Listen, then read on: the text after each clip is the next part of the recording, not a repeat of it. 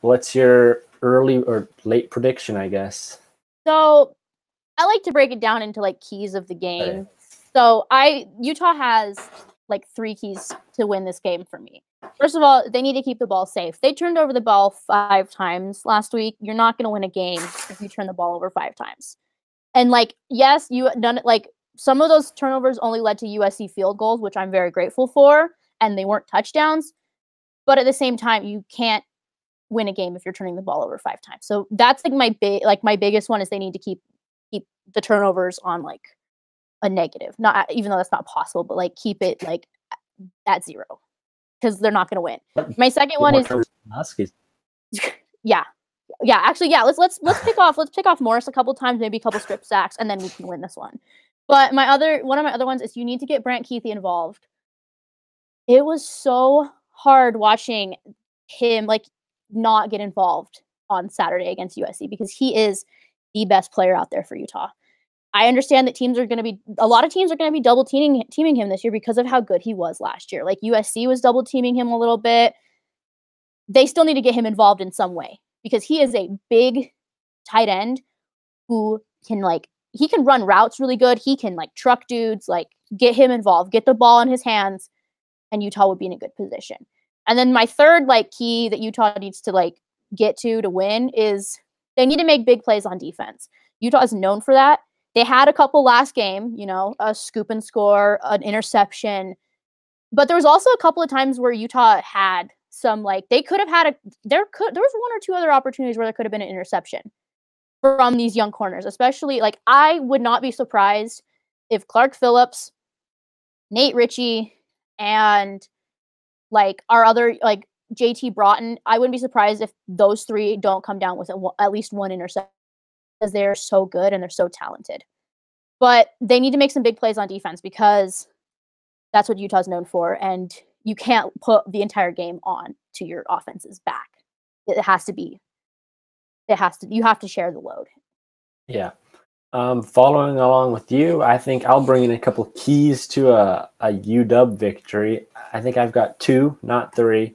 So, and they're both focused around run game. The first key just being the Huskies need to get their run game going. They need to, because helping out, they've got a young quarterback, like I've mentioned, in Dylan Morris, redshirt freshman. He's not that experienced. I don't know if they've got the full playbook open, but through 2 games, they've ran the ball. In week 1 against Oregon State, they ran it 51 times. Against Arizona, they ran it 45 times.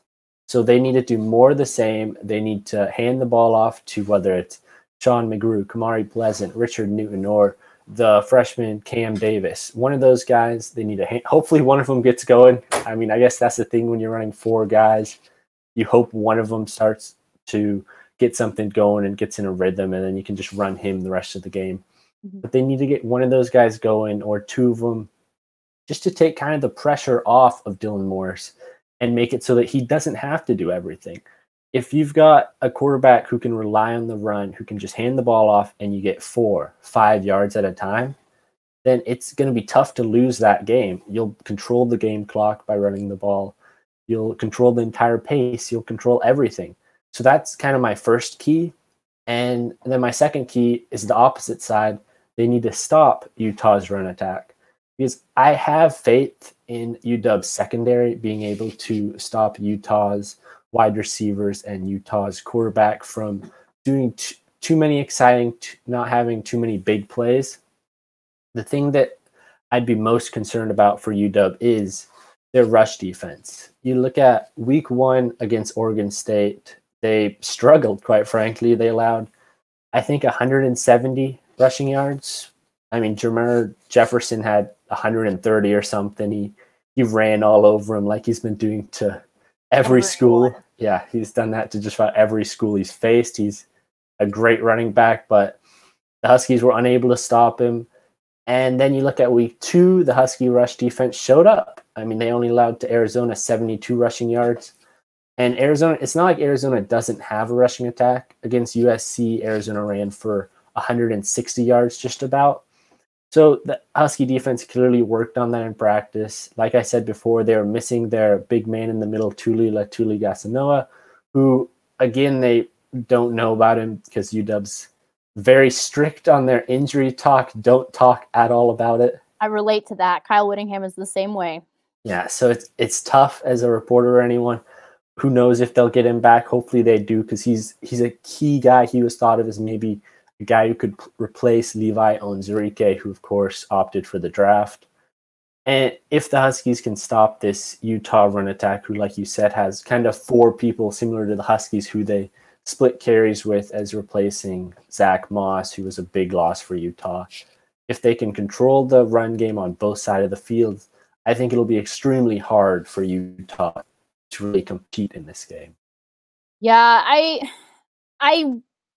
think Utah has the opportunity to win this game. Like, my thoughts are Utah has a better chance of winning this game than they did to beat USC. Yeah. That's my thoughts. The Utah UW game last year was one of my favorite games to ever cover because it was so fun. Like, I was up in Seattle, it was a great time, and you could just feel it. And I think Utah and UW UW had their way with Utah for a long time. And over the last couple of years, the games have been somewhat close. Like, there was that, I'm discrediting the Pac-12 championship game because that was just like painful. But, and that season too, where you guys beat us like 10-7, and that was like not fun. But usually these games are really close and really tight, and they're good games. And Utah, I think, has the chance to beat UW this year. They can make it 2 in a row. They can start a streak. I just think that there's so much that Utah has to do, and I have faith in this team that they can do it. But I want to say Utah's going to win, and I feel like Utah's going to win, but at the same time, I don't think it's going to be like in a typical Utah fashion where you blow out a team or something like that. Like, if Utah does win this game, it's going to be close.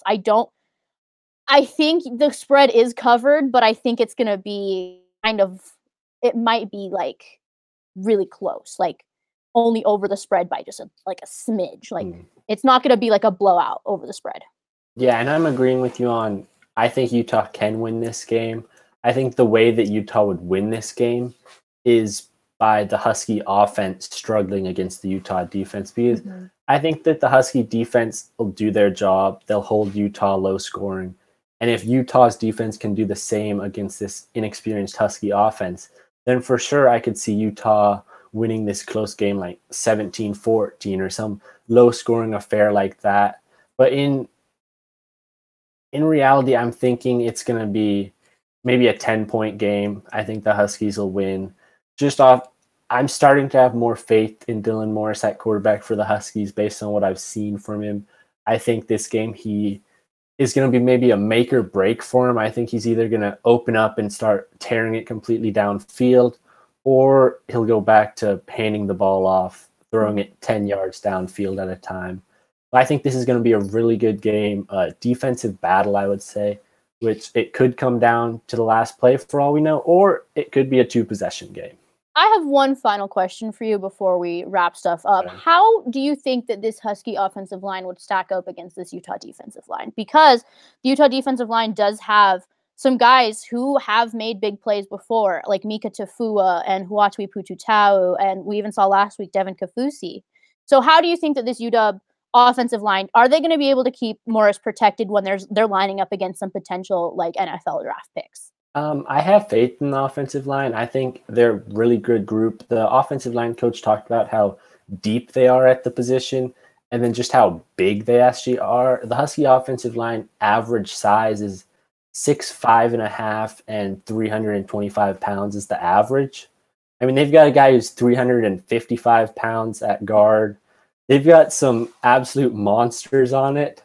So I think they can hold up. They've got, I think, first Pac-12 offensive tackle Jackson Kirkland. I think he was first team, maybe second, but he was up there. He's great. He'll be an NFL guy probably next year. And just a lot of young. They've got 2 sophomores, I believe, and then 3 veterans, kind of, I guess you could say. So overall, the Husky offensive line should be able to hold up.